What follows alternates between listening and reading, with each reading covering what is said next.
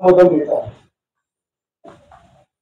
यानंतर महामानवांच्या प्रतिमेचं पूजन होईल। धूप दीप आणि पुष्पाने या ठिकाणी मान्यवरांच्या पूज्य बनतेच्या हस्ते या ठिकाणी प्रतिमाचं पूजन होत आहे। जगताप साहेबांना विनंती करेन की त्यांनी या ठिकाणी मान्यवरांना या ठिकाणी पूजा स्थानी थोडी मदत करावी।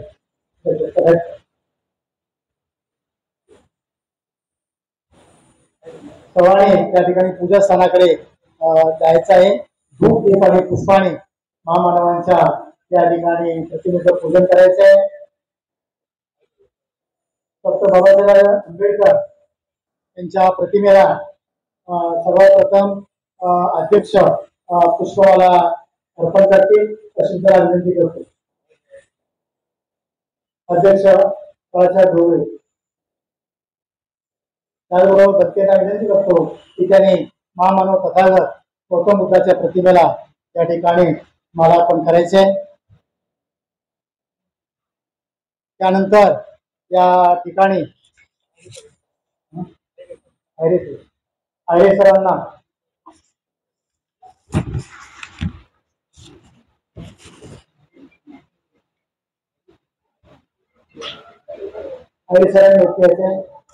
या ठिकाणी आजच्या वक्त्या उपस्थित आहेत नंदाताई लोखंडे, त्यांना मी विनंती करतो की त्यांनी दीप प्रज्वलन करावं। दीप हा अज्ञान अंधकार नष्ट करण्याचं प्रतीक आहे।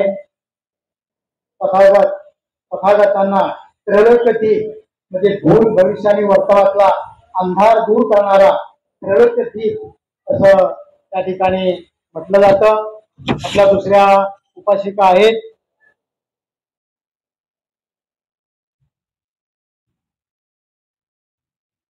दीपाली दामोदरे, त्यांना विनंती करेन की त्यांनी धूप प्रज्वलन करावं।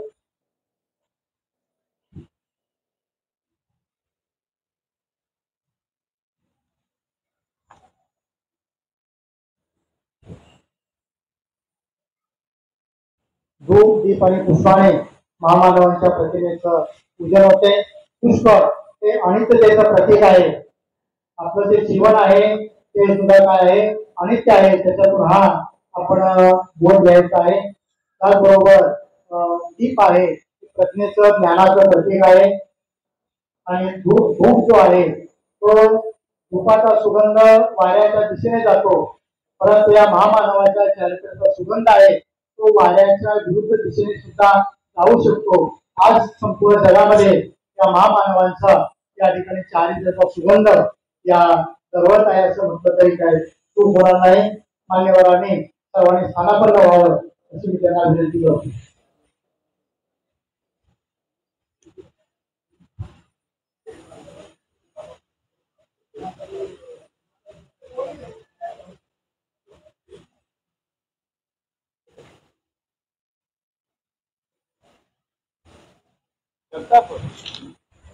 फोटो करा ना, तुम्ही करा ते सगळं कार्यक्रम झालं ना, तो महानगरपालिकेत घेऊन जाणार जमते तुम्हाला।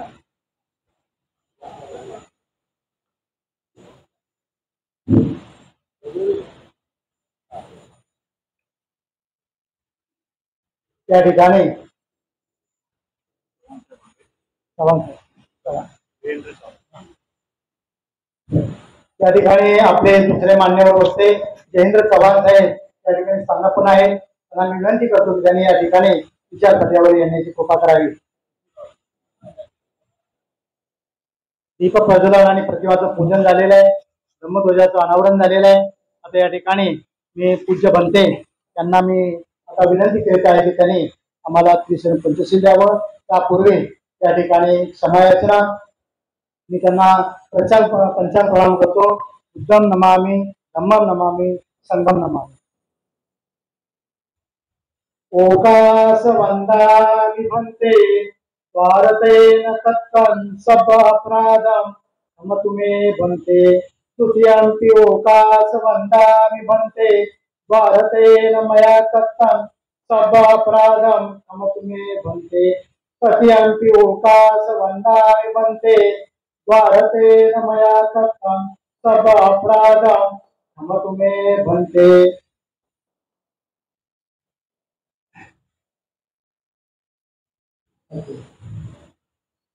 तेव्हा या ठिकाणी पंचनामी त्या ठिकाणी आम्हाला संधी आणि अवकाश द्या की काया वाचा आणि मनाने आम्हाकडून काही अपराध घडले असतील तर पहिल्यांदा दुसऱ्यांदा आणि तिसऱ्यांदा आम्हाला क्षमा करा.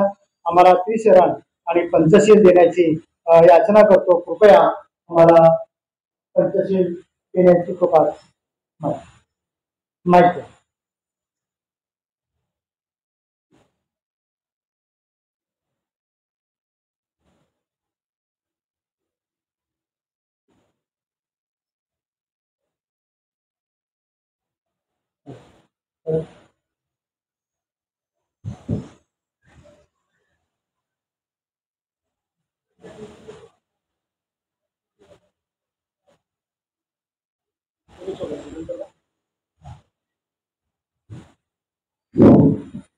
ओकास म्हणते त्रिसर्वे पंचशीलम धम्मम याचामी अनुगम तत्वा शीलम देतमे भन्ते. तृतीयंपि ओकास म्हणते त्रिसर्वे पंचशीलम धम्मम याचामी अनुगम तत्वा शीलम देतमे भन्ते.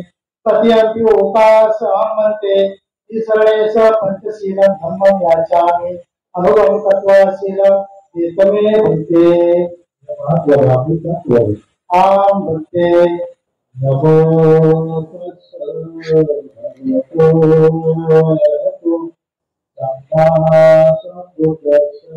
नमो तस्सै भगवतो सम्मा सम्बुद्धस्स. नमो तस्सै भगवतो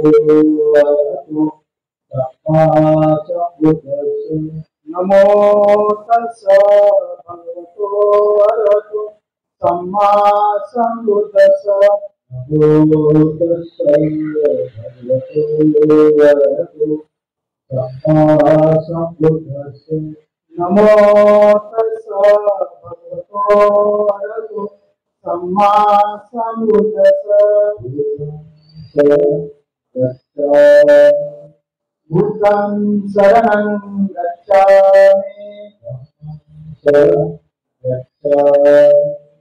धम्मं शरणं गच्छामि. संघं शरणं गच्छामि.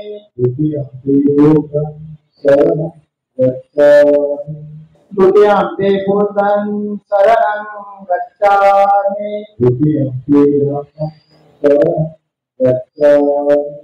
द्वितीयंपि धम्मं शरणं गच्छामि.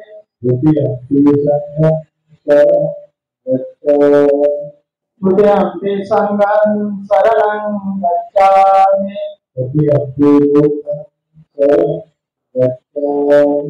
तृतीयंपि बुद्धं शरणं गच्छामि. तृतीयंपि धम्मं शरणं गच्छामि. तृतीयंपि संघं शरणं गच्छामि. आम भन्ते.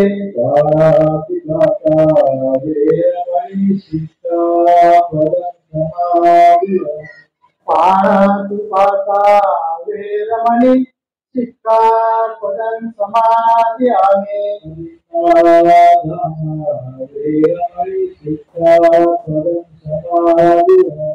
अदिन्नदाना वेरमणि सिक्खापदं समादयामि.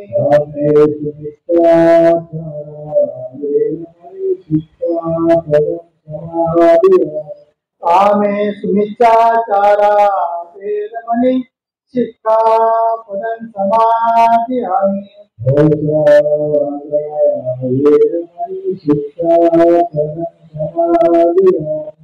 वादा वेरमणि सिक्खापदं समादयामि.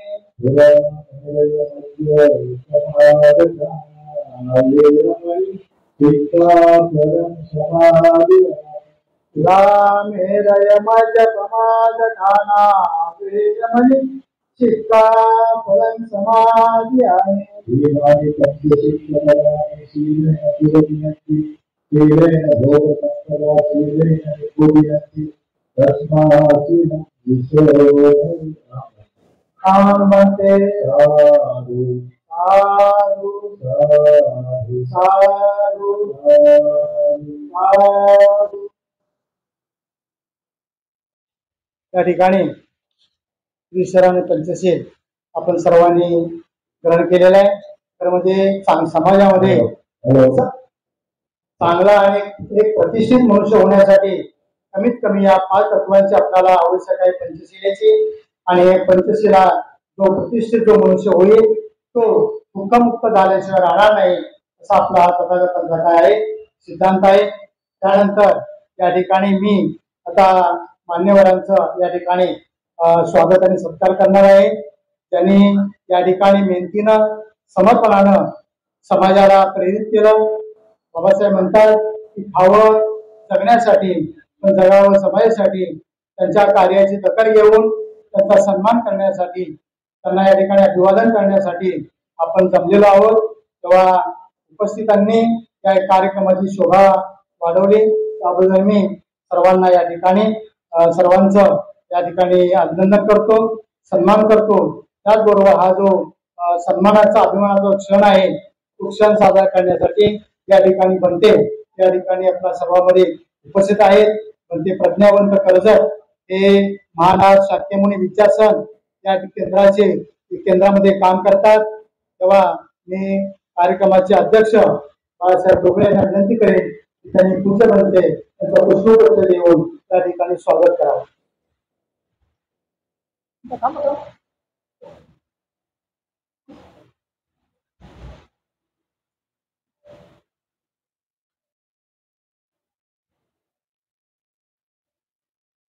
सगळे टाळ्या वाजवा. धन्यवाद म्हणते. त्यानंतर त्या कार्यक्रमाचे अध्यक्ष त्यांनी अनेक वर्ष या कार्यक्रमाची धुरा ते सांभाळतात स्वतः कष्ट मेहनत घेतात फिरतात आणि या जयंती उत्सवामध्ये त्यांचं फार मोठं योगदान आहे. एक बाबासाहेबांचे कट्टर अनुयायी म्हणून ते समाजामध्ये वावरत असतात आणि त्यांच्यामुळेच हा सोहळा गेले अनेक वर्ष या ठिकाणी संपन्न होत असतो.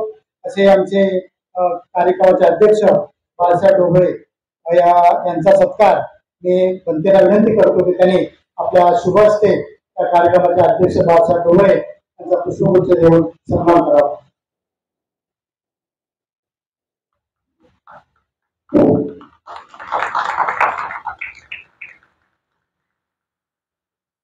त्यानंतर आयुष्यमानेने नंदाताई लोखंडे या ठिकाणी प्राध्यापिका आवर्जून या जालन्याहून या ठिकाणी आपल्याला मार्गदर्शन करण्यासाठी उपस्थित आहेत. तेव्हा मी या कमिटीच्या वतीनं मी या ठिकाणी कांबळे साहेबांना विनंती करतो की त्यांनी नंदाताई लोखंडे त्यांचं पुष्पगुच्छ देऊन या ठिकाणी त्यांचं स्वागत करावं.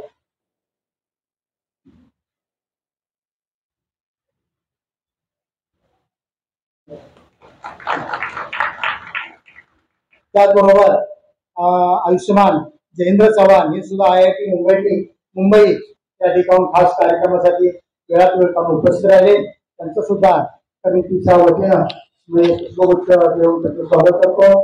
कांबळे यांना विनंती करतो.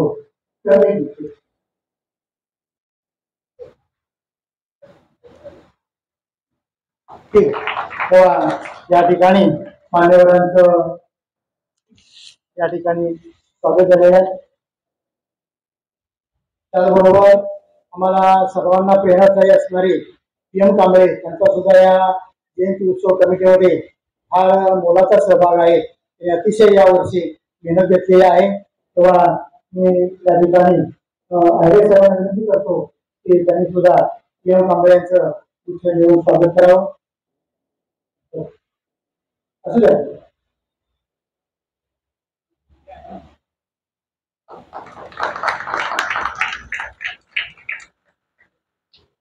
दोन्ही कांबळे साहेब बाजूला बसल्यामुळे थोडस त्या ठिकाणी गडबड होणं स्वाभाविक आहे. आपण समजून घ्यायचं. त्याचबरोबर मिलन कांबळे साहेब यांचा सुद्धा फार मोठा सिंहाचा वाटा समाज कार्यामध्ये प्रबोधनामध्ये असतो. ते खरं म्हणजे पायाला भिंगरी राहून संपूर्ण महाराष्ट्रभर आणि देशभर फिरत असतात आणि बाबासाहेबांच्या कार्याचा फुले शाहू आंबेडकरांच्या कार्याचा प्रचार प्रसार आणि संविधानाचा प्रचार प्रसार करत असतात. मी आता मग PM कांबळे यांना विनंती करेन की त्यांनी किरण कांबळे साहेबांचं पुष्पगुच्छ देऊन स्वागत करावं.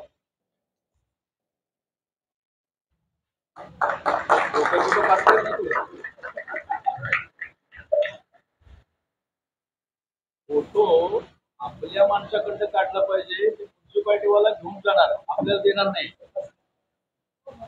त्यानंतर आपले कमिटीचे जे संपूर्ण जमा खर्चाचा जे नेहमी भार होतात आणि वेळेत सर्वांना बिनचूक असा हिशेब देतात असे आर्थिक भार सांभाळणारे आमचे LS आखाडे सर यांचा सत्कार त्या ठिकाणी आयरे सरांनी करावा अशी मी त्यांना विनंती करतो.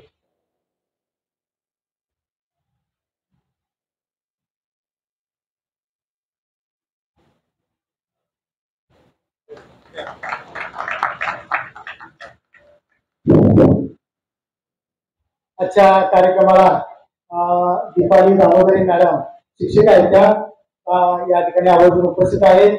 आज जे काही अन्नदान होणार आहे त्या अन्नदानामध्ये मी सोनावळे सर आणि नंदा मॅडम या ठिकाणी दीपाली दामोदरे यांचा आमच्या दोघांचा सहभाग आहे. तेव्हा मी दीपाली मॅडमला सुद्धा विनंती करेन त्यांनी आमच्या या पुष्पगुच्छ स्वीकार करावा. त्या अध्यक्षाला विनंती करतो की आपण दीपाली दामोदरे मॅडम तुझा पुष्पगुच्छ देऊन त्या ठिकाणी आपण स्वागत करावं.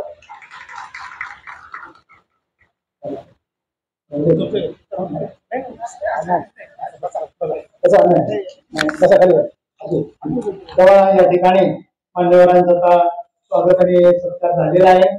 मी या ठिकाणी प्रास्ताविकाकडे वळतो आणि त्यानंतर तो आपला मुख्य कार्यक्रम आहे तो कार्यक्रम आपला सुरू होईल. मान्यवरांचा त्या ठिकाणी स्वागत सत्कार संपलेला आहे. तेव्हा या भारताच्या संविधानाचे शिल्पकार बोधिसत्व भारतरत्न प्रज्ञासूर्य ज्ञानाचं प्रतीक थोर समाज सुधारक आर्थिक धोरणांचे धुरे शोषित पीडित बहुजनांचे कैवारी आंतरराष्ट्रीय संबंधाचे जाणकार सांप्रदायिक सद्भाव आणि सहिष्णुतेचे प्रेरक त्याचबरोबर अंधश्रद्धेचे विरोधक महिलांच्या सन्मानासाठी हक्कासाठी सतत कार्यरत असणारे त्याचबरोबर प्रखर देशभक्त झुंजार पत्रकार संपादक लेखक शांतता प्रेमी व अहिंसेचे पुरस्कर्ते प्रभावी वक्ते सच्चे लोकशाहीवादी कामगारांच्या न्याय अधिकारांचे लढवळे प्रखर विज्ञाननिष्ठ आणि शिक्षणाचा प्रेरणास्तंभ शेतकऱ्यांच्या प्रश्नासाठी जागरूक असणारे आमचे बाबासाहेब ग्रंथप्रेमी बाबासाहेब अभिव्यक्ती स्वातंत्र्याचे हल्ले पुरस्कर्ते बाबासाहेब ऊर्जा आणि जलसंसाधनाचे आद्य नियोजक बाबासाहेब राष्ट्रीय एकात्मतेसाठी प्रश्न नेता मानवाधिकाराचे खंदे पुरस्कर्ते अद्वितीय संसदपटू आणि कायदे पंडित अशा या आमच्या ज्ञानाचं प्रतीक असणाऱ्या घटनेचे शिल्पकार बोधिसत्व डॉक्टर बाबासाहेब आंबेडकर यांना सर्वांच्या करून आपण विनम्र असं आपण अभिवादन करूया. अशा या जयंती महामानवाचा जो हा जयंती उत्सव आहे सोहळा आहे हा खऱ्या अर्थानं या ठिकाणी महामानव प्रज्ञावंत आहे ज्ञानसूर्य आहे आणि या जगामध्ये त्यांची कीर्ती आहे. आता कुठे गेला तर समाजामध्ये दोन प्रवाह असतातच म्हणजे खा प्या नाच गाणं हे गलतीच्या तालावर असा पण एक जयंती उत्सवामध्ये आपल्याला ठेका दिसून येतो. त्याचबरोबर त्यांचं कार्य आणि कर्तृत्व शोभेल अशा पद्धतीचं काम करणारा पण एक प्रवाह या ठिकाणी दिसून येतो. बाबासाहेबांची अशी एकमेव जयंती आहे की बाबासाहेबांनी रक्ताचा थेंब न सांगता सामाजिक धार्मिक राजकीय क्रांती घडवून आणलेली आहे. हा आपला समोर इतिहास आहे. त्यापासून आपल्याला ऊर्जा मिळावी प्रेरणा मिळावी जागृती व्हावी त्याचं आपल्याला कधीही विस्मरण होऊ नये म्हणून आपण दरवर्षी न चुकता 14 एप्रिलला जयंती साजरी करत असतो. बाबासाहेब म्हणतात की हा जागृतीचा विस्तार कधीही विजू देऊ नका आणि त्यासाठी आपला हा प्रयत्न नेहमी असतो. आपले जे वागणं आहे बोलणं आहे वर्तन आहे ते निश्चितपणे सतत संविधानिक असावं. तर आता समाजामध्ये बरीचशी जागृती झालेली आहे. बाबासाहेबांनी आपल्याला संविधान दिलेलं आहे. बाबासाहेबांचे आपण अनुयायी आहोत. तर या संविधानाच्या तत्वाचं पालन करणं प्रथम आपली सर्वांची काय होते जबाबदारी ठरते. बाबांच्या विचारांचा प्रचार व्हावा, प्रसार व्हावा. विचाराप्रती विरुद्ध आणि विसंगत जर काही वर्तन होत असेल तर या दिनाच्या निमित्तानं आपण स्वतः त्याचं काय केलं पाहिजे, आत्मपरीक्षण करायला हवं. माझ्यातून जर काय चुकत असेल तर मी सुद्धा माझं वर्तन काय केलं पाहिजे, जयंतीच्या निमित्तानं आपण सुधारलं पाहिजे. आणि आपल्या समोर अनेक संकट आहे. पूर्वी रात्रच वैराची होती, पण आता दिवस सुद्धा आपल्यासाठी काय आहे, वैराचे ठरत आहे. तर या संकटाचा सामना आपल्याला निश्चितच करावा लागणार आहे. तर तो संकटाचा सामना संविधानिक पद्धतीनं आणि संयमानं करून बाबासाहेबांच्या प्रती आपण या ठिकाणी कृतज्ञता व्यक्त करण्यासाठी आपण कटिबद्ध आहोत. तेव्हा अशा व्यक्त करतो की बाबासाहेबांच्या कार्यकर्तृत्वाला कुठेही कमीपणा येणार नाही. अशा प्रकारचं आपलं संपूर्ण काय असेल वर्तन असेल. शासनाकडून किंवा पोलीस खात्याकडून सुद्धा अशी अपेक्षा आहे की जी जयंती आहे महामानवाची, ती जयंती त्यांच्या कार्यकर्तृत्वाला शोभेल असेल. म्हणजे केवळ नाचून गाऊन नव्हे तर प्रत्यक्ष काही सामाजिक उपक्रम तयार करून शिस्तीचं दर्शन घडवून किंवा समाजोपयोगी कार्य करून बाबांच्या या ठिकाणी कार्य आपण पुढे नेण्याचं काय करायचंय, प्रतिज्ञा करायचंय. या ठिकाणी मी माझं या ठिकाणी प्रास्ताविकता जास्त न लांबवता मी या ठिकाणी आता आपले बनते प्रज्ञावंत आहेत त्यांना मी या ठिकाणी विनंती करतो. ते कर्जत, पनवेल आणि थायलंड या ठिकाणी कार्यरत असतात. त्यांना ते महाराष्ट्र शाक्य म्हणून विकास केंद्रामध्ये ते काम करतात. मी त्यांना म्हटलं की बनते आपला थोडक्यात परिचय सांगा. म्हणजे मी बनते हाच माझा परिचय आहे आणि ते खरोखर आहे. पण महामानव बाबासाहेब आणि तथागतांच्या काही स्वप्नातील भारत घडवण्यासाठी ते प्रचार आणि प्रसाराचं काम करतायत. एवढंच नव्हे तर त्यासाठी प्रशिक्षित उपासक उपासिका आणि सामने सुद्धा बनवण्याचं काम करतायत. आज भिक्खू संघ आहे. भिक्खू संघ सर्वांना आपल्याला तथागतांचा भिक्खू संघ सर्वांना आपल्याला प्रेरणादायी आहे आणि सुपरिचित आहे. तथागतांचा शिष्य संघ सन्मानावर आहे, सरळ आहे, सरळ मार्गावर चालणार आहे, ज्ञानाच्या मार्गावर आरूढ आहे, त्यागी आहे, निमंत्रण देण्या पात्र आहे. म्हणून आपण त्यांना काय केले, निमंत्रित केलेलं आहे.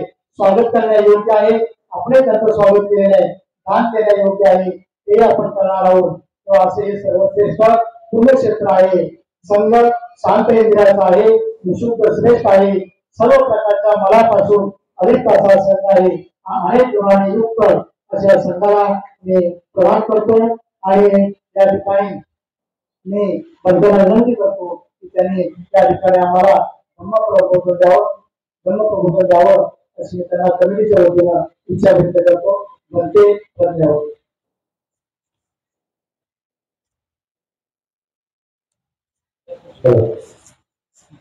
महाधार्मिक भगवान गौतम बुद्ध, विश्वरत्न डॉक्टर बाबासाहेब आंबेडकर यांच्या विचाराला फिरा हवी. त्यांच्यावर उपस्थित त्याचप्रमाणे इतर पुढे उपस्थित असलेले उपासक उपासिका या ठिकाणी आज जे आहे आपण या ठिकाणी जमलेलो आहोत त्याचे एकमेव कारण आहे डॉक्टर बाबासाहेब आंबेडकरांची जयंती आहे. तो उत्सव आपण साजरा करण्यासाठी या ठिकाणी जमलेलो आहोत. तर या ठिकाणी प्रथम हेच सांगायचं की बाबासाहेबांना स्वतःला स्वतःची जयंती करण्यामध्ये त्यांचा विरोध होता. त्यांना माणसाचं दैवतीकरण केलेलं चालत नव्हतं. म्हणजे श्याम हॉटेलच्या या ठिकाणी एक प्रसंग झाला होता. बाबासाहेब ज्यावेळी नागपूरला दीक्षा देण्यासाठी गेले असताना ते श्याम हॉटेलच्या बाहेर जे आहेत ते खुर्चीवर पेपर वाचत बसले होते. त्यावेळी काही लोकांनी पाहिलं आणि बाबासाहेबांचं ते पायाचं दर्शन घ्यायला लागले. बाबासाहेबांच्या चेहऱ्यासमोर जे आहे वर्तमानपत्र असल्यामुळे त्यांना दिसत नव्हते पुढे काय आहे. तर थोड्या वेळात त्या ठिकाणी काय झालेलं असं प्रचंड मोठी अशी रांग लागलेली आहे. प्रत्येक जण येऊन बाबासाहेबांच्या पाया पडून निघून जायचं. बाबासाहेबांनी ज्यावेळी पेपर बाजूला केला पाहिलं तर रांग मोठी लागलेली आहे. बाबासाहेब त्यांच्या हातामध्ये जी काठी होती त्यांनी त्या लोकांना हुसकून लावलेलं. त्यावेळी पत्रकारांनी त्यांना प्रश्न विचारला, तुमची तर इतर जे तुमचे जे लोक आहेत ते देवाप्रमाणे पूजा करतात. बाबासाहेबांना तेच सांगायचं होतं त्यांना की मला दैवत म्हणजे दैवत म्हणून मला हे केलं तर त्यांचे जे प्रश्न आहेत ते स्वतः सोडवण्यामध्ये असक्षम असतील. त्यामुळे दैवतीकरण जे आहे त्याला बाबासाहेबांचा विरोध होता. त्यामुळे लक्षात घेतलं पाहिजे आपण जयंती साजरी का करायची. तर महामानवांनी आपल्याला काही उद्देश दिलेले आहेत पूर्ण करण्यासाठी. तर ते उद्देश या जयंतीच्या माध्यमातून आपण लक्षात घ्यायचं आहे की 68 वर्ष म्हणजे बाबासाहेबांनी धम्म दिल्यानंतर 68 वर्ष होत आले. आपण बाबासाहेबांनी जो आपल्यावरती विश्वास आपल्याला जो मार्ग सांगितलेला आहे, ज्या गोष्टींची आपल्याकडून अपेक्षा केलेली आहे, जो उद्देश बाबासाहेबांचा होता तो उद्देश पूर्ण करण्यामध्ये आपण कितपत यशस्वी झालो, किती टक्के यशस्वी झालो, त्याचा होण्यामागे आपल्याला कोणत्या अडचणी आलेल्या आहेत याची समीक्षा करण्यासाठी आपण जयंती ह्या माध्यमाचा उपयोग केला पाहिजे. कारण कसं आहे की बऱ्याच वेळा बाबासाहेबांच्या चरित्राचा अभ्यास केला जातो, बाबासाहेबांच्या चळवळीचा अभ्यास झाला पाहिजे. का झाला पाहिजे? कारण लक्षात घ्या, बाबासाहेब आंबेडकरांनी 1935 ला घोषणा केली होती, मी हिंदू म्हणून जन्माला आलो, हिंदू म्हणून मरणार नाही. हे लक्षात घेतलं पाहिजे की 10वी ला असताना केळुसकर गुरुजींनी बाबासाहेबांना बुद्धांचं चरित्र दिलं होतं. त्या वेळेपासून बाबासाहेबांवरती बुद्ध धम्माचा पगडा होता. तरी पण त्यांनी 35 ला ती घोषणा केलेली नाही. त्याच्यानंतर लक्षात घ्या की 50 ला त्यांनी सांगितलेलं आहे मी बौद्ध धम्म घेणार आहे 1950 ला. हे त्यांचं जे राजकारण आहे, त्यांचं जे राजकारणाचा उद्देश तुम्ही लक्षात घेतला पाहिजे की 47 ला म्हणजे संविधान सभेची जी आहे गठन जे आहे ते त्या काळामध्ये चालू होतं. आणि बाबासाहेबांना म्हणजे बाबासाहेब मुस्लिम धर्म घेणार ही भीती हिंदू धर्मीयांना होती, ब्राह्मणवाद्यांना होती. त्यामुळे संविधान सभेमध्ये आपल्याला जे जे मान्य करून घ्यायचं आहे ते एक दबाव तंत्र जे आहे ते बाकीच्या संवर्णांवरती बाबासाहेब आंबेडकरांनी ह्याच्या माध्यमातून केलेले. बाबासाहेबांना बुद्ध धम्म घ्यायचा होता 100% होतं, परंतु त्यांनी ती रणनीती जी आहे ती ओपन केली नाही. कारण संविधानामध्ये बाबासाहेबांना ज्या ज्या गोष्टी अपेक्षित होत्या त्या गोष्टीला सवर्णांना डायरेक्ट विरोध करता येत नव्हता. कारण बाबासाहेबांनी समजा कधी मुस्लिम धर्म घेतला तर ती आपल्यासाठी फार मोठी संकटाची गोष्ट येईल. या दबाव तंत्राखाली बाबासाहेबांनी ती घोषणा केली नाही. परंतु ज्यावेळी बाबासाहेबांनी 1950 ला बौद्ध धम्म घेण्याची घोषणा केल्यानंतर ताबडतोब नेहरूंनी सांगितले ज्या लोकांनी बौद्ध धम्म घेतलेला आहे त्यांना सवलती ज्या आहेत मागासवर्गीयांच्या सवलती मिळणार नाही. हे लक्षात घ्या. बाबासाहेबांच्या चरित्राचा अभ्यास झाला पाहिजे, परंतु बाबासाहेबांचं प्रत्येक आंदोलन जे आहे त्याची रणनीती आपल्या लोकांनी समजून घेतली पाहिजे. तर बाबासाहेबांचा उद्देश जो आहे तो उद्देश कुठपर्यंत आपण सफल झालेलो आहोत ते पाहण्यासाठी आपण जयंतीचं माध्यम हे करतो. जसं सिंह जो आहे सिंहावलोकन करत असतो, पुढे जातो मागे बघतो, त्याप्रमाणे आपल्या चळवळीचं बाबासाहेबांनी आपल्याला जे उद्देश दिलेले आहेत त्या चळवळीचं आपल्याला सिंहावलोकन केलं पाहिजे. आपण बाबासाहेबांनी उद्देश जे दिलेले आहेत त्याच्यामध्ये कुठपर्यंत आपण त्या ठिकाणी पोहोचलेलो आहोत ते पाहण्यासाठी जयंती ह्या माध्यमाचा आपल्याला वापर करायचा आहे. तर बाबासाहेबांनी जे आपल्याला उद्देश दिले ते नेमके काय आहेत हे आपण लक्षात घेतलं पाहिजे. म्हणजे बाबासाहेबांनी आपल्याला सांगितलेलं आहे काय करायचं, पण काय करायचं बऱ्याच वेळा आपण लोकांना म्हणतो एखादी संघटन उघडलेली असते, आपण विचारलं कशासाठी, काहीतरी करायचं म्हणून करतात. काहीतरी करायचं म्हणून आपल्याला चळवळ नाही चालवायची, आपला नेमका उद्देश पुढे असला पाहिजे. बाबासाहेबांनी आपल्याला स्पष्ट उद्देश दिलेले आहे. बाबासाहेबांचा पहिला उद्देश आहे चळवळीचा अनहलेशन ऑफ कास्ट, जाती व्यवस्थेचं समूळ उच्चाटन हा बाबासाहेब आंबेडकरांच्या चळवळीचा पहिला उद्देश आहे. कारण ज्यावेळी गुजरातमध्ये असताना वडोदऱ्यामध्ये ते ज्या हॉटेलमध्ये राहिले होते त्या हॉटेलमधून त्यांचं सामान जे आहे अस्पृश्य म्हणून रस्त्यावर फेकलं गेलं होतं अर्ध्या रात्री. त्यावेळी बाबासाहेब आंबेडकरांनी त्या ठिकाणी संकल्प केलेला आहे काय संकल्प केला, मी एवढा जगामधला उच्च शिक्षित असा माणूस असताना माझ्यावरती ही पाळी येत आहे, तर माझ्या समाजावर काय म्हणजे काय परिस्थिती असेल माझ्या समाजाची. त्यामुळे त्या ठिकाणी त्यांनी संकल्प केलेला आहे की मी जाती व्यवस्थेचं भारतातून समूळ उच्चाटन करणार आहे. अनइलेक्शन ऑफ कास्ट म्हणजे नामोनिशाणी आहे ते जाती व्यवस्थेचं भारतामध्ये ठेवायचं नाही. हे बाबासाहेबांचा त्या ठिकाणी संकल्प केलेला आहे. आपण संकल्प दिन साजरा करण्यासाठी बऱ्याच वेळा गुजरातमध्ये जातो, परंतु आपण या जयंतीच्या माध्यमातून ही समीक्षा केली पाहिजे की 68 वर्ष झालेले आहेत ह्या गोष्टीला. आपण जाती व्यवस्था मोडण्यामध्ये सक्षम म्हणजे पूर्ण झालेलो आहे का? आपण जाती व्यवस्था संपवण्यामध्ये यशस्वी झालेलो आहोत का? कुठपर्यंत यशस्वी झालेलो आहोत? कारण जाती व्यवस्था भारताला जी दुर्दशा आलेली आहे, भारत हजारो वर्ष गुलामगिरीमध्ये राहिलेला आहे, त्याचं एकमेव कारण आहे जाती व्यवस्था. या ठिकाणी 6,500 जाती निर्माण केलेल्या आहेत विरोधी म्हणजे विषमतावादी लोकांनी. यातले बहुजन जे आहेत ते एकत्र येऊ नये याच्यासाठी त्यांना क्रमिक असमानता आहे, त्यानुसार जाती व्यवस्थेचं निर्माण केलेलं आहे. तर ही बाबासाहेब आंबेडकरांना ही जाती व्यवस्था उद्ध्वस्त करायची होती. तर ही उद्ध्वस्त करण्यामध्ये म्हणजे लक्षात घ्या, बाबासाहेबांनी ती जबाबदारी आपल्यावर दिलेली आहे. अजून आपल्यामध्ये सुद्धा आपल्यातल्या जाती व्यवस्था आपण कमी केलेल्या आहे. आपण मातंगांना जवळ करतोय का? आपण चर्मकारांना जवळ करतोय का? आपण होलारांना जवळ करतोय का? ह्या गोष्टी आपण लक्षात घेतलं पाहिजे. एक उदाहरण आहे कोल्हापूरचं. त्या ठिकाणी चर्मकार मातंग समाजाच्या बांधवाने बौद्ध धर्माची दीक्षा घेतलेली आहे. त्याला आता सध्या त्याच्या घरातल्या मुलींना आपले लोक मुलं देत नाहीत. परत दुसरं असं झालेलं आहे की मातंग पण त्याला जवळ करेना झालेले आहेत. त्यामुळे आपले लोक जे आहेत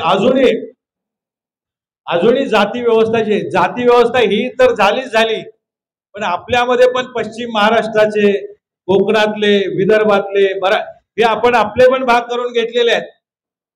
कोकणातले लोक सोयरीक पण इतरांबरोबर करत नाहीत. आपल्यामध्ये जे आहे जी उपजाती ज्या आहेत, त्याला काय म्हणतात, आडनावं आहेत, त्याच्यानंतर आपल्यामध्ये उपविभाग आहेत, ह्याच्यामध्ये पोट जाती वगैरे, त्याच्यामध्ये पण सोयरीक होत नाही. म्हणजे हे लक्षात घ्या की आपणच अजून ह्या गोष्टीला परिपूर्ण हे झालेलो नाही. आपणच जी बाबासाहेबांची पहिला उद्देश होता जाती व्यवस्था नष्ट करणं, त्याच्यामध्ये आपण अजून त्या प्रमाणामध्ये जे पोचलो पाहिजे त्या प्रमाणामध्ये पोचलं नाही. आपल्यामध्ये जे आहे बौद्ध म्हटल्यानंतर आपल्यामध्ये मैत्री असली पाहिजे. आपल्यामध्ये 50 संघटन आहेत, एकामेकांचे तोंड 36चे, म्हणजे एकामेकांकडे एकाने कार्यक्रम घेतला दुसरा त्या ठिकाणी जात नाही. हे जाती व्यवस्थाच आहेत. तुम्ही एक एक कंपू तयार केलेले आहेत. एक तर लक्षात घ्या, भारतामध्ये बौद्धांची लोकसंख्या 1 कोटी पण नाही अधिकृत. 150 कोटीमध्ये 1 कोटी पण नाही. आणि बाबासाहेब आंबेडकर म्हणतात क्रांती आणि प्रतिक्रांतीमध्ये की भारताचा इतिहास जो आहे हा भारताचा इतिहास दुसरं तिसरं काही नसून विषमतावादी शक्ती आणि समतावादी शक्ती यांचा जीव घेणा संघर्ष आहे. लक्षात घ्या, यांचा बाबासाहेबांनी सांगितलेला जीव घेणा संघर्ष आहे. आणि हा संघर्ष आपल्याला जिंकायचा आहे. ही लढाई आहे, जीव घेणी लढाई आहे. आणि त्यामध्ये आपण काय आहोत, अल्पसंख्याक आहोत. बाबासाहेब आंबेडकरांनी 15 ऑक्टोबरला जे भाषण केलेलं आहे त्यामध्ये त्यांनी सांगितलेलं आहे की मी पुढचं जे आयुष्य आहे पूर्णपणे कशासाठी देणार आहे, धम्माच्या प्रचारा प्रसारासाठी देणार आहेत. त्याच्या अगोदर त्यांनी जे आहे त्यांनी त्यांच्या म्हणजे शेड्यूल कास्ट फेडरेशनच्या सर्व पदाचे राजीनामे दिले होते. त्यांनी धम्माला महत्व का दिलेलं आहे लक्षात घ्या. कारण काठमांडू या ठिकाणी ज्यावेळी राहुल संस्कृतायन होते, म्हणते राहुल संस्कृतायन, त्यांच्याशी बोलताना बाबासाहेबांनी सांगितलेलं आहे की मला अजून 2 वर्ष भेटतं, 5 कोटी लोक मी भारतातले बौद्ध बनवणार. हा बाबासाहेबांचा संकल्प होता. तर लक्षात घ्या, बाबासाहेबांना राजकारण सोडायचं नव्हतं. राजकारणामध्ये तुमची शक्ती पाहिजे, मनुष्यबळ पाहिजे. ते मनुष्यबळ कसं निर्माण होणार आहे? तुम्हाला तुमचे जे बांधव आहेत, मातंग आहे, चर्मकार आहे, ओबीसी आहेत, ह्या लोकांना तुम्हाला जवळ केलं पाहिजे, त्यांना बौद्ध धम्माची दीक्षा दिली पाहिजे. हे बाबासाहेबांची कन्सेप्ट होती. बाबासाहेबांनी 1950 नंतर 56 पर्यंत जो बौद्ध धम्म का घेणार याचा प्रचार प्रसार केला. त्या प्रचार प्रसारामुळे काय झालेलं आहे, नागपूरला 5 लाख लोकांनी धम्म दीक्षा घेतलेली आहे. सारनाथला बाबासाहेबांचं शेवटचं भाषण झालं त्यावेळी बाबासाहेबांना ओबीसी समाजाचे त्याकडे बिहार आणि युपीचे नेते भेटलेले आहेत. बाबासाहेबांनी मुंबईला राम मनोहर लोहिया, त्याचप्रमाणे पंजाबराव देशमुख, आचार्य अत्रे अशा सारख्यांच्या बैठका घेतल्या होत्या. बाबासाहेब आंबेडकरांचा दृष्टिकोन फार विशाल होता. बाबासाहेबांना संकुचित करायचं नव्हतं फक्त महाराष्ट्रापुरतं. आपल्या गायक जे गायक मंडळी आहेत, बऱ्याच वेळा आपले लोक संध्याकाळी कार्यक्रम ठेवतात गाणी मंडळीचा, त्या लोकांनी या ठिकाणी बरंच नुकसान केलेलं आहे. ते दलितांचा राजा वगैरे, म्हणजे बाबासाहेबांना ह्या लोकांनी संकुचित करून ठेवलेला आहे. 9 कोटीचा राजा. बाबासाहेब हे विश्वातलं हे पुढारपण आहे. जगामध्ये अमेरिकेसारख्या देशामध्ये 14 एप्रिल हा दिवस समता दिन म्हणून पाळला जातो. 1916, 17, 18 युनो मध्ये जयंती केली जात होती. चीनमध्ये बाबासाहेबांचा जगातला सगळ्यात मोठा पुतळा उभारतायत. बाबासाहेब हे जगातलं व्यक्तिमत्व आहे. त्यांना संकुचित करणं एकदम चुकीचं आहे आपल्या लोकांनी. त्यामुळे बाबासाहेबांना म्हणजे आपल्या लोकांनी दलित वगैरे हा शब्द वापरणं सोडलं पाहिजे. आपण बौद्ध झालेलो आहेत. आपल्या लोकांची गंमत बघा, आपले लोक आता पण अमेरिकेत आहेत. अमेरिकेमध्ये जाती व्यवस्था आहे का? तर त्या ठिकाणी सुद्धा आपले लोक मागासवर्गीय मंडळ म्हणून अशा मंडळी स्थापन करतात. म्हणजे तिथे सुद्धा आम्ही मागासवर्गीय आहोत हे त्या ठिकाणी पण अमेरिकेमध्ये तुम्हाला बौद्ध धम्म दिलेला आहे. बौद्ध धम्म जगातला श्रेष्ठ धम्म आहे. जगामध्ये बौद्ध धम्माला जी किंमत आहे तेवढी इतर कोणत्याही संप्रदायाला नाही. लक्षात घ्या, भारतातले जे पण पुढारी आहेत इतर देशांमध्ये गेल्यानंतर, जगामध्ये गेल्यानंतर त्यांना सांगावं लागतं आम्ही बौद्ध राष्ट्रातून आलेलो आहोत. मोदी जे आहेत ते म्हणतात आम्ही युपीला बुद्धिस्ट मॉन्कला हे केलेलं आहे, चीफ मिनिस्टर केलेला आहे.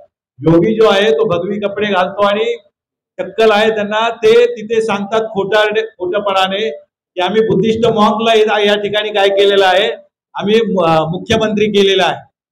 कारण शंकराचार्य जे आहेत त्याच पद्धतीने बुद्ध धम्म जो नष्ट झालेला आहे भारतामध्ये, शंकराचार्य प्रचंड बुद्ध म्हणून प्रसिद्ध होते. भिक्षूच्या रूपांमध्ये त्यांनी बुद्ध धम्माची इथे हे केलेले आहे, म्हणजे हानी केलेली आहे. तुम्ही लक्षात घ्या की जाती व्यवस्था भारतातला जो वर्ग आहे या ठिकाणची व्यवस्था तुम्ही लक्षात घेतली पाहिजे. भारतातली व्यवस्था बुद्ध काळाच्या अगोदर वैदिक व्यवस्था होती, वर्ण व्यवस्था होती. बुद्धांच्या काळामध्ये जाती व्यवस्था वर्ण व्यवस्था होती, जाती व्यवस्था नव्हती. त्यामुळे तथागतांच्या धम्मसंघामध्ये उपाली नावाचा न्हावी होता. इतर समाजाचे लोक होते. प्रसन्नजित सारखा जो राजा मातंग समाजाचा होता. सम्राट अशोक जे आहेत मौर्य समाजाचे, आपले धनगर समाज, सर्व समाजाचे लोक तथागतांच्या धम्मामध्ये होते. त्याला एकमेव कारण आहे, या ठिकाणचा जो भारतातला जो समूह आहे, मराठा असो ओबीसी असो, हा पूर्वीचा बौद्धच आहे. लक्षात घ्या, त्यावेळी हे जे सर्व भारत हा बौद्धमय होता एकेकाळी. मग ते बौद्ध गेले कुठे? हा जो ओबीसी आहे, हिंदू ज्याला आपण म्हणतो, हा पूर्वीचा बौद्धच आहे. त्यामुळे तथागतांच्या नेतृत्वाखाली हा सगळा जो बहुजन वर्ग आहे त्यांनी धम्म घेतला होता. धम्म घेतल्यामुळे जी वैदिक व्यवस्था आहे ती व्यवस्था एकदम खिळखिळी झालेली आहे. ब्राह्मणांना त्या काळामध्ये एकदम चुकीच्या म्हणजे एकदम हीन अवस्था आली होती.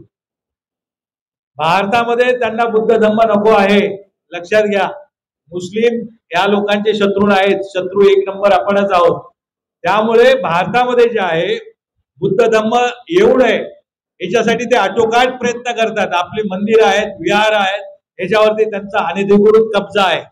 देशामध्ये 84,000 स्तूप सम्राट अशोकाने बांधले होते.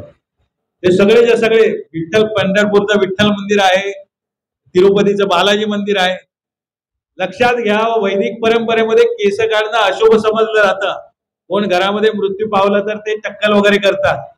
परंतु तिरुपतीला गेल्यानंतर तिथे महिला असो पुरुष असो टक्कल करतात. आणि टक्कल करण्याची परंपरा बौद्ध धम्मामध्ये श्रामणेर झाल्यानंतर निर्माण होते. हे श्रामर झाल्यानंतर टक्कल करण्याची पद्धत आहे ती अजूनही त्या ठिकाणी आहे.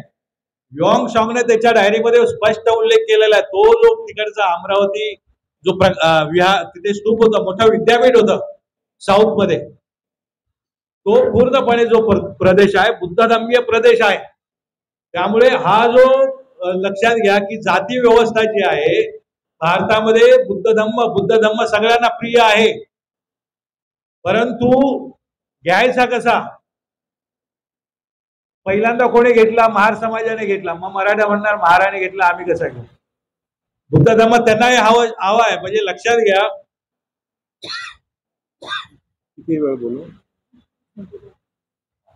तर मी थोडक्यात आता आटपणारे, कारण बरेच वक्ते आहेत. तर हे लक्षात घ्या की बाबासाहेब आंबेडकरांचा पहिला जो उद्देश आहे तो जाती व्यवस्था उद्ध्वस्त करणं.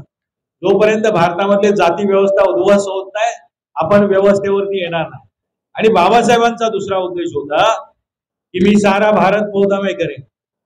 याचं गणितच होतं की बाबासाहेबांना 20% भारतामध्ये बौद्ध तयार करायचे होते. कारण जर युपी बिहार ठिकाणी म्हणजे आपलं रेसकोर्सचं मैदान आहे त्या ठिकाणी दीक्षा झाल्यानंतर युपी बिहार मध्ये मोठ्या प्रमाणामध्ये ओबीसी लोकांची दीक्षा होणार होती. आणि भारतामध्ये 57 ला इलेक्शन होतं, लक्षात घ्या. आणि ओबीसी बांधवांनी आणि इतर समाजाने, कारण बाबासाहेबांबरोबर 56 ला मराठा समाजाने दीक्षा घेतलेली आहे, सवर्ण लोकांनी दीक्षा घेतलेली आहे, ओबीसी लोकांनी दीक्षा घेतलेली आहे. बाबासाहेब आंबेडकरांनी जो प्रचार केलेला आहे 56 पर्यंत त्याचा परिणाम असा झालेला आहे की ह्या लोकांना सुद्धा धम्माविषयी आपुलकी होती. परंतु 68 वर्षामध्ये आपल्याकडून बाबासाहेबांची अपेक्षा होती की धम्माचं आचरण करणारे जो समाज निर्माण करायचा होता बाबासाहेबांना, 68 वर्षामध्ये आपल्याकडे बघितल्यानंतर वाटतं का हा समाज बौद्ध आहे म्हणून? कारण बौद्धांची क्वालिटी काय आहे?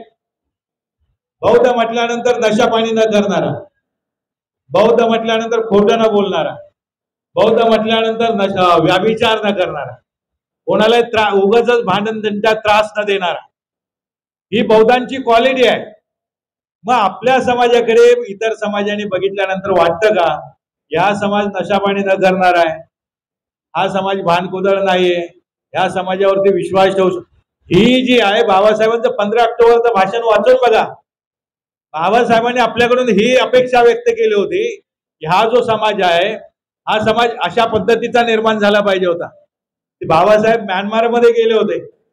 म्यानमारमध्ये बौद्ध लोकांची जी एकामेकांबद्दल असलेली मैत्री हे ज्यावेळी पाहिलं त्या ठिकाणी चोरी, म्हणजे म्यानमारला जे आहे सुवर्ण मंदिर आहे मोठं बुद्धांचं, बाबासाहेब म्हणतात त्या ठिकाणून एक छदांबर पण सोन्याची चोरी होत नाही. त्यानंतर त्या ठिकाणच्या दुकानांना संध्याकाळी बाबासाहेब असताना टाळे लावले जात नाही. ही बौद्धांची क्वालिटी आहे. बौद्ध राष्ट्रांमध्ये तुम्ही लक्षात घ्या, ज्या देशामध्ये बौद्ध धम्म होता, म्हणजे तुम्ही तथागतांचा काळ बघा, तथागतांच्या नंतर शिशुनाग वंश आहे भारतामध्ये, नंद वंश आहे, मौर्य वंश आहे, मिनांडर आहे, कनिष्क आहे, अजान, त्याच्यानंतर हर्षवर्धन आहे, सातवाहन आहे, गुप्त घराणे आहेत. हा सगळा काळ बौद्ध धम्माचा भारतामध्ये चांगल्या पद्धतीने आचरण केलं जात होतं. युआंग शॉंगने त्याच्या डायरीमध्ये लिहिलेला हा काळ सुवर्ण काळ म्हणून गणला जातो. या काळामध्ये भारतामध्ये विश्वविद्यापीठ होती, लक्षात घ्या. बाहेरच्या जगातले लोक भारतामध्ये शिकायला यायचे. ही बौद्ध धम्माची ताकद आहे. भारतातून बौद्ध धम्म नष्ट झाल्यानंतर काय झालेलं आहे? जाती व्यवस्था निर्माण झालेली आहे. भारतामध्ये विश्वविद्यापीठ शिक्षणाचा बट्ट्याबोळ झालेला आहे. महिला गुलाम झालेल्या आहेत.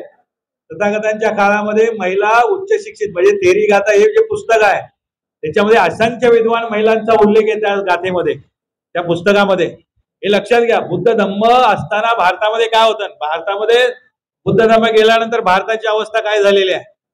आत्ताच्या घडीला भारतामध्ये, म्हणजे भारत जो आहे शिक्षणामध्ये 200 नंबरवर पण भारताचं एकही विद्यापीठ येत नाही. त्याच्यानंतर आता सुद्धा 80 करोड लोक आहेत रेशनवर जगतात. ही भारताची अवस्था आहे. लक्षात घ्या. ज्या भारतातून धम्म इतर ठिकाणी गेलेला आहे, चीन जपान सारख्या देशांमध्ये गेलेला आहे, त्या देशामध्ये गुन्हेगारी प्रवृत्ती फार कमी आहे. ज्या देशांमध्ये बौद्ध धम्माचं आचरण होतं ते देश जगामध्ये शक्तिशाली देश आहेत. त्या देशांमध्ये लोकांना व्हॅल्यू आहे. या ठिकाणी भारतामध्ये लोकांना शून्य किंमत आहे. जनावरांसारखे मेलं तरी कोण कोणाला विचारत नाही. ही माणुसकी भारतामध्ये कमी झालेले बुद्ध धम्म नाहीसा झाल्यानंतर. लक्षात घे, बुद्ध धम्माची ताकद आहे. बुद्ध धम्माचे 3 भाग पडतात: परियती, पटिपदा आणि पटिसंवेदन. परियती म्हणजे तथागतांनी जे उपदेश केलेले आहेत, 84,000 उपदेश. त्यामध्ये 82,000 तथागतांचे, 2,000 इतर अरहंत भिक्खूंचे त्रिपिटकामध्ये संकलित आहेत. त्या उपदेशाला म्हटलेलं आहे परियती. परत दुसरी गोष्ट लक्षात घ्या, हे जे उपदेश आहेत ते मंत्रतंत्र नाहीत. आपण ज्या पण गाथा म्हणतो ते तुमच्या कल्याणाचे आहेत. त्याच्यानुसार आचरण करायचं आहे. कारण बऱ्याच वेळा आम्हा भिक्खूंना कशासाठी बोलवतात? घरातल्या पूजा अर्चा करण्यासाठी. आम्हाला पुरोहित म्हणून म्हणतात. जसे ब्राह्मणांकडून ते करून घेतात तसं ते लोक म्हणजे आपले लोक आम्हाला त्या पद्धतीने समजतात. भिक्षू हा पुरोहित नाही. पुरोहितगिरीला बाबासाहेबांनी विरोध केलेला आहे. भिक्षू हा मार्गदर्शक आहे. भिक्षूंना कधी मी असं हे केलं, आता या ठिकाणी यांनी मार्गदर्शनासाठी बोलवलं, तसं क्वचितच बोलवतात. नाहीतर मग घरभरणी असेल, पुण्यानुमोदन असेल, काहीतरी त्यासाठीच बोलवतात. त्यामुळे लक्षात घ्या की बाबासाहेबांचं जे परियती म्हणजे बुद्धाने जी परियती सांगितलेली आहे ते तुमच्या कल्याणाचे उपदेश आहेत. ते भिक्खूंकडून समजून घेतले पाहिजे जे उपदेश आहेत. तथागतांचा दुसरा भाग आहे पटिसंवेदन. दुसरा भाग आहे पटिपदा. तो आहे प्रॅक्टिकल करणं. तुम्ही माझ्याकडून त्रिसरण पंचशील घेतलं, परंतु त्याचं आचरण करणं हे तुमच्या म्हणजे गरजेचं आहे. तथागतांनी कर्मसिद्धांत सांगितलेला आहे. तुमच्या आयुष्यामध्ये येणारं प्रत्येक सुख असेल आणि दुःख असेल त्याला तुम्हीच जबाबदार असाल. बाहेरची कोणतीही शक्ती त्याला जबाबदार नाही. त्यामुळे कर्मसिद्धांत बुद्धाने सांगितलेला आहे. तुम्हाला काय करायचं? सब्ब पापस्सा करणं. तुम्हाला सुखी व्हायचं आहे. कारण तथागतांच्या धम्माचा उद्देशच आहे तुमच्या आयुष्यामध्ये सुख आलं पाहिजे. तथागत गॅरंटी घेतात, येई पस्सिको होप नाही ग, तुम्ही या अनुभव करा. तथागतांचा धम्म काळाचं बंधन नाही, तात्काळ फळ देणार आहे. ही गॅरंटी घेणारा हा एकमेव धर्म संस्थापक आहे की तुम्हाला जिवंत असताना जिवंतपणे सुखाची गॅरंटी देतो. हे लक्षात घ्या. त्यामुळे तथागतांचा धम्माचा दुसरा भाग आहे पटिपदा. तुम्ही प्रॅक्टिकल केलं पाहिजे. तथागतांनी सांगितलेल्या पंचशीलाचं आचरण केलं पाहिजे. आपण प्रत्येक ठिकाणी पंचशील का म्हणत असतो? आपल्याला सकाळी उठल्यानंतर लक्षात राहिलं पाहिजे की मला आज दिवसभर कसं वागायचं आहे. मला कोणाची हिंसा करायची नाही, म्हणजे कोणाचा अपमान होईल असं वागायचं नाही. चोरी करायची नाही, व्यभिचार करायचा नाही, खोटं बोलायचं नाही आणि नशा येणाऱ्या गोष्टी करायच्या नाही. हे आपल्या स्मरणात असलं पाहिजे. यासाठी आपण कुठेही स्मशानात गेलो तरी आपण त्रिशरण पंचशील म्हणत असतो. तर हे लक्षात घ्या की पटिपदा दुसरा भाग आहे. तिसरा जो भाग आहे त्याला पटिसंवेदन म्हटलं जातं. पटिसंवेदनाचा अर्थ जो आहे तो आहे अनुभव. तथागतांच्या धम्माचा हा सगळ्यात मोठा भाग आहे. तुम्हाला तथागतांचा धम्म कशासाठी? सुखाची प्राप्ती, सुख येणं. तुम्ही तथागतांच्या धम्मानुसार आचरण करता तर तुम्हाला सुखाचा अनुभव आलाच पाहिजे. तथागतांचं वचन आहे. तथागतांच्या वचनाला सनातन धम्म म्हटलेला आहे. हे धम्म सनातनो. तथागतांचा धम्म सनातन आहे. त्यामुळे लक्षात घ्या. तुम्ही दुसरं उदाहरण घ्या. जगामध्ये विपश्यनेचे सेंटर आहेत. जगामध्ये 3-3, 4-4 महिने तुमचे नंबर नाही लागत त्या ठिकाणी.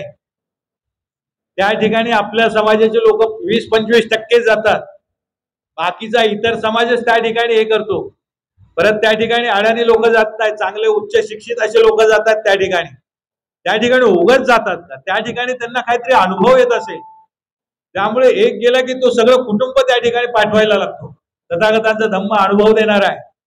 या आपल्या ग्लोबल पॅगोडाला आपल्या बेलापूरच्या नटनट्या इतर येतात. आजबाज खान सारखा माणूस सतीपटन ध्यान करायला येतो इथे नेहमी. केजरीवाल असो. हे म्हणजे तुम्ही लक्षात घ्या की धम्माची ताकद जी आहे, धम्माचा अनुभव घेतल्यानंतर काय होतं. 2 आठवड्यापूर्वी मला जो आहे उल्वा या ठिकाणी जोशी नावाचं कुटुंब आहे, त्यांनी परित्राणासाठी बोलवलं होतं घरामध्ये. जोशी नावाचं कुटुंब जे ब्राह्मण आहे त्यांनी उल्व्याला 2 आठवड्यापूर्वी जास्त लांब परित्राणासाठी तिथे ज्या ज्या लोक गेलेले आहेत त्यांचं परिवर्तन झालेलं आहे. त्यांना लक्षात आलेलं सत्य धर्म काय आहे, माणूस की हाच धर्म आहे. त्यांच्या लक्षात आलं. देशमुख नावाचा मराठा समाजाचा माणूस आहे, ते मला गावी घेऊन गेलेला आहे. घरामध्ये त्यांनी म्हणजे ते मराठ्यांची जी वस्ती असते, माझ्या हातातलं ओझं घेतलेलं आहे त्याने, आणि तो पुढे जाऊन मला बरोबर घेऊन गेल्यानंतर दरवाजामध्ये पंचांग प्रणाम त्यांनी केलेला आहे. ही जी गोष्ट आहे, परत ह्या वर्षावासामध्ये मला रजपूत, त्याच्यानंतर जैन आणि इतर समाजाने ह्या गोष्टीसाठी म्हणजे भोजनदानासाठी बोलवलंय. ही बौद्ध धम्माची ताकद आहे, तिचा अनुभव घेतला पाहिजे तुम्ही. अनुभव घेतल्याशिवाय म्हणजे बघा, विहारामध्ये लोकांची उपस्थिती कमी असते.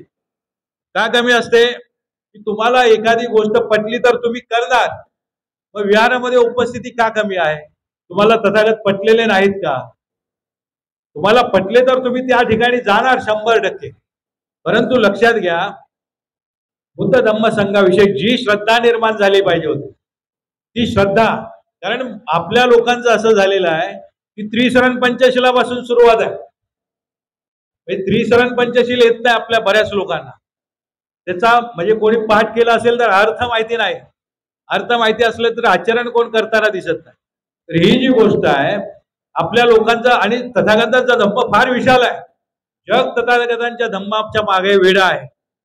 आईन्स्टाईन सारखा शास्त्रज्ञ तथागतांना गुरु मानतो. सापेक्षतावाद आहे, तो सापेक्षतावाद तथागतांच्या धम्मावरून घेतले, धम्मामध्ये कार्यकारण भाव त्याच्यावरून घेतलेला आहे. हे लक्षात घ्या. हा धम्म साधा सुद्धा नाही. तथागतांना ज्यावेळी ज्ञान प्राप्ती झाली, 7 आठवडे ते तिकडे गयेमध्येच फिरत होते. सांगू कोणाला? हा धम्म सांगितल्यानंतर समजेल का? त्यामुळे 7 आठवडे त्या ठिकाणी फिरलेले आहेत. तो धम्म आपल्याला बाबासाहेबांनी दिलेला आहे. बाबासाहेबांना आपण काय म्हणतो? Symbol of knowledge. त्या माणसाने आपल्याला हा धम्म दिलेला आहे. लक्षात घ्या. साध्या सुध्या माणसाने नाही, ज्याला बोधिसत्व बनते, धम्मरक्षित जे आहेत, बाबासाहेबांचा उल्लेख बोधिसत्व म्हणून करतात. तर अशा माणसाने आपल्याला हा धम्म दिलेला आहे. तरी सुद्धा आपले लोक आहेत, आपले लोक, मी कोकणामध्ये गेलो होतो, पाहिलं त्या ठिकाणी घराच्या बाहेर तुम्हाला बाबासाहेबांच्या प्रतिमा दिसतील, आतमध्ये सगळ्यांच्या सगळे देव बसलेले आहेत. लक्षात घ्या. म्हणजे 68 वर्ष झाले आपल्याला ह्या गोष्टीला. आपण अजून बाबासाहेबांसारख्या माणसाने जो धम्म दिला त्याच्यावरती आपण खरे उतरलेलो नाही. बाबासाहेबांनी आपल्याला धम्म दिला त्याच्या मागे बरीच कारणं आहेत. बाबासाहेबांना माहिती होतं या समाज अल्पसंख्याक आहेत, भविष्यामध्ये त्यांच्यावरती नोकरीचे, शिक्षणाचे प्रॉब्लेम होणारच आहेत.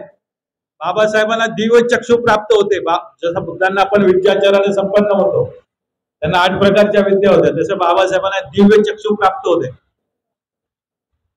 ते भविष्यामध्ये काय होणार आहे ते पाहायचे. भविष्यामध्ये तुमच्या नोकरीवरती गदा येणार आहे त्यांना माहिती आहे. त्यांनी संविधान सभेमध्ये बऱ्याच भाषणांमध्ये याचा उल्लेख केलेला आहे.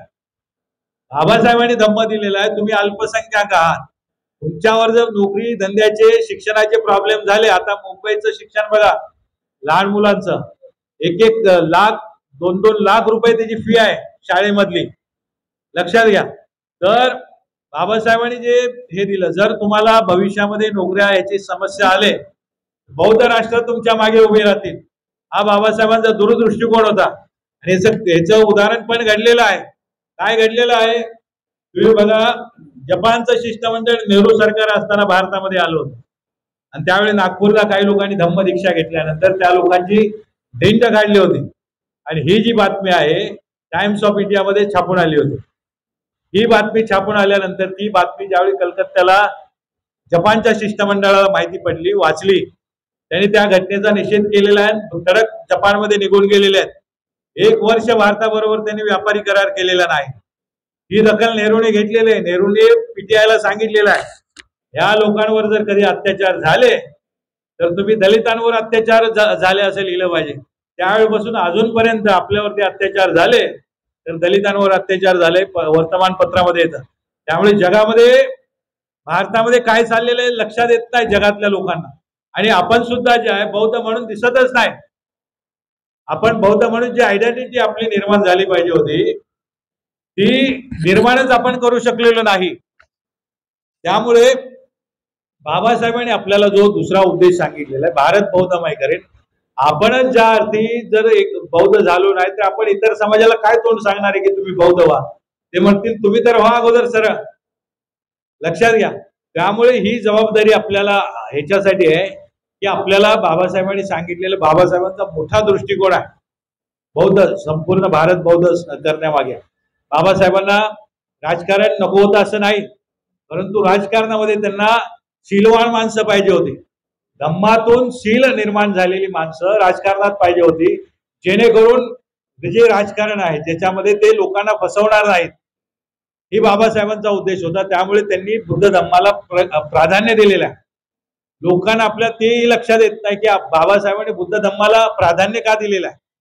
त्यामुळे या ठिकाणी म्हणजे उशीर पण होतोय, बाकीच्या वक्त्यांना बोलायचं आहे, तर या ठिकाणी मला वाटतं बाबासाहेबांनी 5 गोष्टी सांगितलेल्या मी धावत म्हणजे त्या सांगतो, महत्वाच्या आहेत.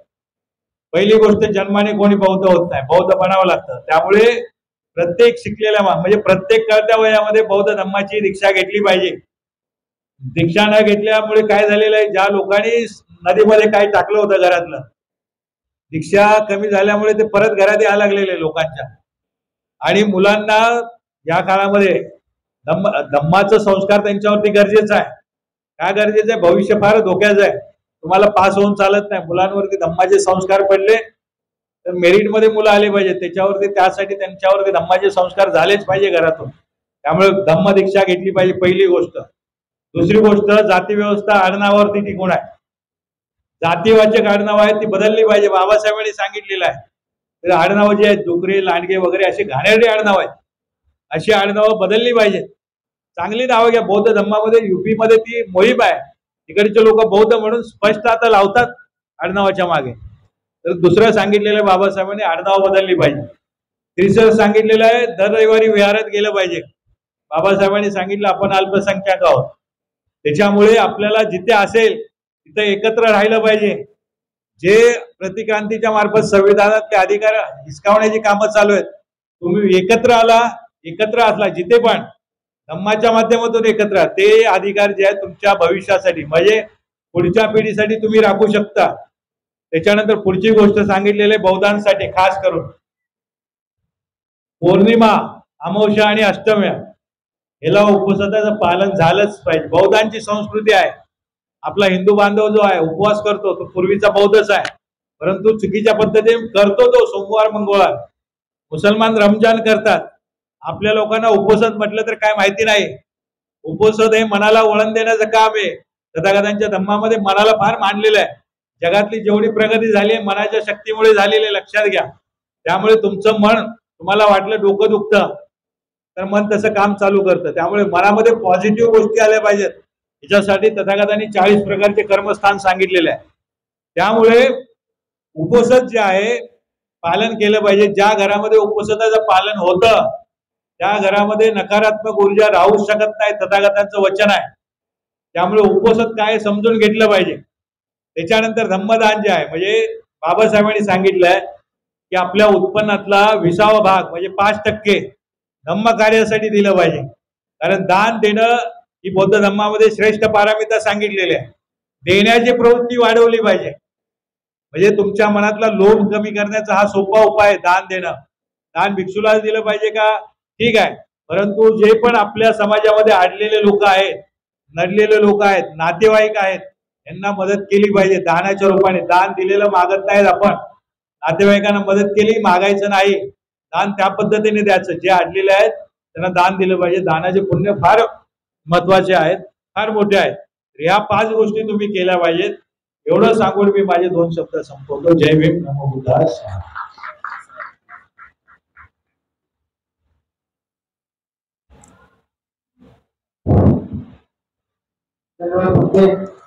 बाबासाहेबांचा बुद्धांचा कार्याचा त्यांनी आढावा घेतलेला आहे आणि आपल्याला सूचित केलेला आहे की आपण त्याचं आत्मपरीक्षण केलं पाहिजे, अवलोकन केलं पाहिजे आणि जरी काय आपल्या चुका होत असतील तर त्या आपण टाळण्याचा प्रयत्न केला पाहिजे. आर्थिक व्यवस्था ही या देशाला लागलेली कीड आहे, ती आता काही जात नाही. आणि देशामध्ये जे काही राजकारण आहे ते जात, जीव आणि धर्म इतकं उदार आहे की ते सगळे आपल्याला म्हणून पाहतात.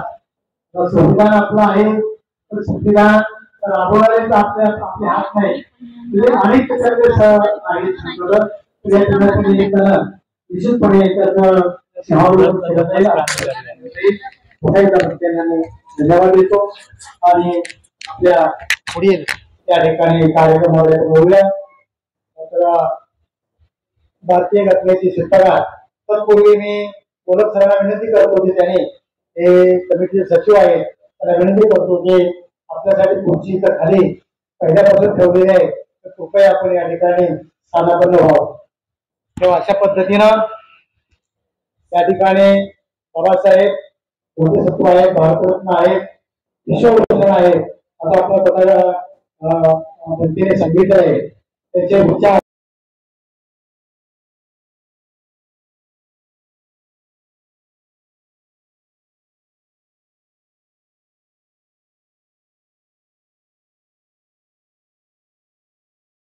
आपले वक्ते आहेत आयुष्य मालनी नंदनराव लोखंडे त्यांनी